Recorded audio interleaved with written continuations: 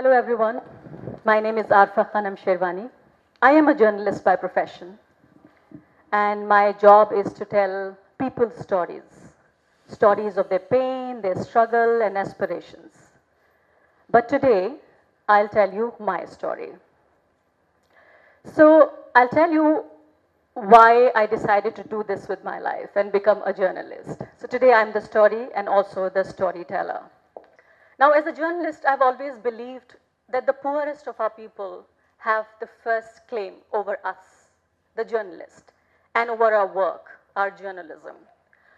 But what we've seen in the last 7 decades is that people who have always lived on the margins of Indian democracy have always been underrepresented, under acknowledged, or I would say unacknowledged, and almost unappreciated. But I feel that they should have, like our screens and our newspapers should be full of their stories, their faces, their anguish, their pain, their aspirations. But what we see is totally contrary to that. But first, my story. I come from a small town in Uttar Pradesh called Khurja. It's in the Bulandshahr district. Very middle class Muslim family. 6 siblings, 5 sisters, 1 brother. A very progressive family in a very conservative town. So the contradiction started very early in life. Like all other parents you see in the 80s, they wanted their daughters to become either doctors or maybe teachers. My mother was not very different. She wanted me to be financially independent, be my own master, and also have a sense of service in what I do. But she wanted me to become a doctor. I had thought something different about myself. I wanted to go beyond the predictable destiny of a small town girl. I wanted to reach the moon, pluck the stars, and win the world. So this is how it all started. But there was one thing, one twist in the story that I had not realized until the age of 12. That I was all of this. I was a girl living in a small town, my progressive family, a conservative town, everything else. But I also came with an additional identity that I belonged to a religious minority group. It hit me, and hit me so hard, on the 6th December 1992. This is when the Babri Masjid demolition took place. Riots broke out in my small town. We all had to flee from our house to a supposed safer place. My family, we got divided into 3 different parts, and I literally had to run for my life. I held my few weeks old brother. He was born in October, and this happened in December. I had to save my life and also his. After the riots broke out, it took me several hours for our family to get reunited, and it took several weeks for us to live in a relief camp before normalcy could be reestablished in our area. There's one thing, one particular scene that I have never been able to forget of that fateful night, is that when I was running away, and I told you that my family was divided into 3 different parts. The 2 of us went in this direction, 3 of us in the other direction, rest of us in the 3rd direction. There was this strangers, a group of men who wanted me to go to one side, and they were all burqa-clad women. They wanted me to go to that side, and I could never understand that why do they want me to go to that side and not to this side? What do I have to do with these women? I don't know them. Why are they my people? Why they think I will be safe with them, with this side, not the other side? Which means they wanted me to belong to this group. I was being told that I belong to a particular group, a particular kind of people. So I struggled with this whole shock and trauma for several years. But still, I could never understand that why this was happening to me, but not to my best friend, Vandana. Anyway, years passed by, but something which could not be healed was the heart of my father. My father, who's now close to 80 now, he had left for Pakistan in the 1950s. So he did not leave in 1947. People were still leaving until 50s, and some of them even left until 60s. So my father only had one sister who used to live in Pakistan. He also expired like a year ago. So when she migrated, my father had no options but to go with her. So this is about 1950s. He lived there for, I think, a few months or maybe a couple of years. I don't have the exact bureau of it. But then he came back to India, leaving his only sister, the only sibling, the only relative he had in this entire universe, to a place that he called home. He came back to India, leaving his only sister there, crying, wailing, and she said, "I will never forget you and never forgive you." And last year only she died without the brother and sister meeting for at least 35 years. They did not see each other for 35 years. My father was heartbroken. He was this very die-hard secularist, and it took a toll on his health, on his business.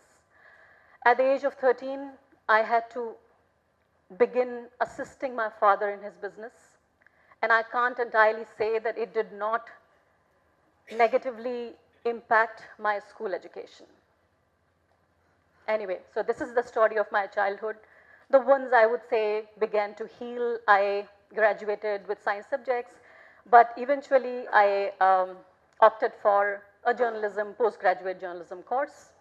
Before even I could get the mark sheet, I packed my bags and came to Delhi with only 500 rupees in my hand.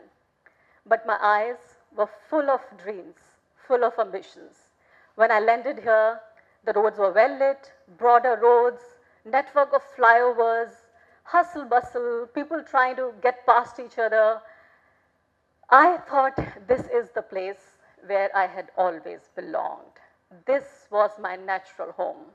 This was the place where I should always have been. I felt I have finally arrived to a place where I belonged.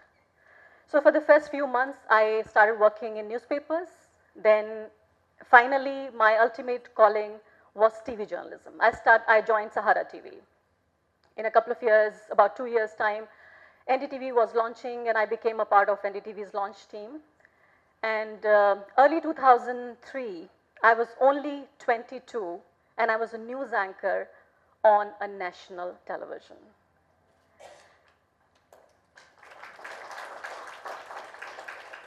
And this is where I thought I had finally arrived. So that little girl who wanted a different kind of a destiny, a very unpredictable destiny for herself, I thought I had realized my dreams. But then I did not limit myself only to the studios. As I said earlier to you, that I am always interested, I've always been interested in people, their stories. I'm a very people's person. I always wanted to hear, talk, write, listen. Always that. So I started going out in the field. And again, very unpredictable. The predictable journey for me could have been that I should have been reporting about people who everybody reports about. Middle class, urban people. But this is not what I chose for myself. I started reporting about people who I call the most marginalized. The farmers, the laborers, Dalits, Adivasis, religious minorities, women, youth, which means this is majority of India. But this is why I say the majority of India is underrepresented and underappreciated, if I'm not saying unappreciated. And through them, I began to understand India and world. I wanted to understand the worldview of people which is not considered normal, mainstream, or at times even acceptable. So this is where my journey started. And I started bringing their stories to news channel, and I have felt a sense of satisfaction then that the kind of violence that we have created on these people, because I believe in a functioning democracy, it is very crucial for media to tell the stories of their most marginalized people. And if you do not do that, if you reject their voices, if you reject and do not give space to their issues, then this is some kind of a violence on these people. So there was this deep sense of satisfaction that by giving them airtime, by giving them space, I was doing some justice to them. Some justice to these people who are not considered very normal.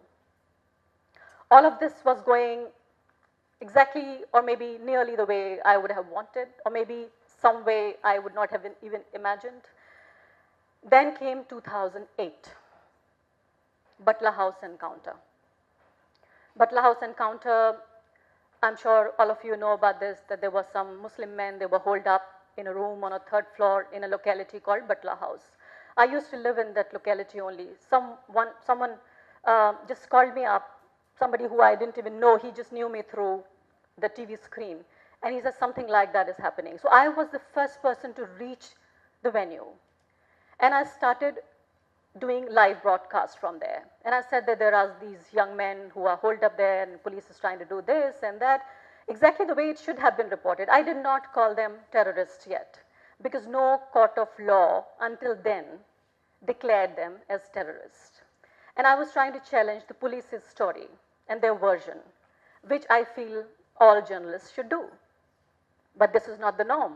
The norm is that when you see a person with a beard and a skull cap, you start calling them terrorists. And then you say the police is doing their job the way they should be doing. Even before any court of law decides on their case, on their fate, you call them a terrorist. The moment police says that these are the terrorists.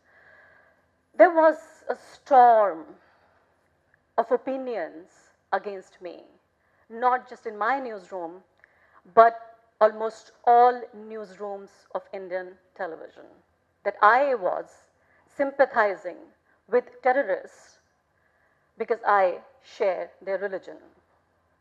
I am not calling them terrorists. I am challenging police's story, and how dare I do that? People who I used to work with, who I will eat with, will talk to them about everything under the sky. They started bad-mouthing about me. Somebody would just come up to me and say, "Tum Simi ki member ho?" Just like that, like a joke. It was just a joke.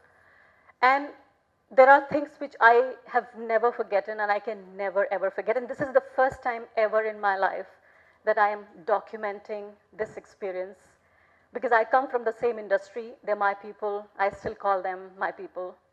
And I felt that there was this sense of betrayal, but at the same time, I could never muster the courage to speak against my own people. But what happened in 2008? It changed my life forever. It made me the same 12-year-old girl who ran for her life, and people were asking her to go to that side where the burqa-wearing women were going. The people that I worked with, they were asking me to go with those women again. They were telling me that I don't belong here. I am not one of them. I am one of the burqa-clad women without wearing a burqa. This is where I belong. Overnight, I felt terribly otherized. I felt I may have made it this far, but I am who I am. And I do not have a claim over the space that I called mine, the people that I called mine, the country that I called mine, the profession that gave me the power to stand there at that site, the site of the crime, and say what I wanted to say. My integrity, my objectivity, my professionalism, everything was challenged. So everything that I had earned between 2000 and 2008, I felt I was at the verge of losing it. It took me several months, several years to recuperate, to heal from what had happened in November 2008. So I have nearly forgotten what had happened on 6 December 1992. I did not even know what was happening. I did not know those people. But these people I knew, and I felt I revisited 6 December 1992.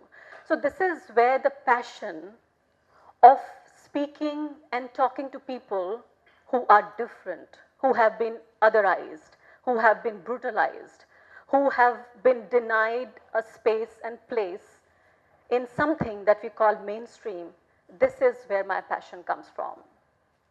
And this may not be the perfect time to say and that the kind of India that I want for myself, especially when we have this whole churning around us, that what kind of a country we are, who this country belongs to. Does this country belong to my father, who had left a country which was being formed in the name of his religion, and he came back to the country where he thought that his grandfather, his father, 5 generations, 10 generations were buried. He said, मेरे बाप दादाओं की कब्रें यहाँ हैं, मैं यहाँ से छोड़ के कहीं नहीं जा सकता. This is exactly what his words were when he left his sister in Pakistan. So does this country belong to those people like my father, or they should settle for a second class, inferior citizenry because this country has otherized them forever? I would really want India, my country, to be a place where there should be free flow of ideas, of people, where technology, modernity should help us expand our dreams, expand our possibilities, and not use technology to hate and attack and troll people like me and so many millions of others who have been otherized and brutalized and further marginalized them. Even despite all of this, I still feel, and I want to tell every girl who lives in a small town and in big cities, that if I can be here, and if there are people to hear me here, if I can make it, so every one of them. You can make it in India. India hai to mumkin hai. Everything is possible in India.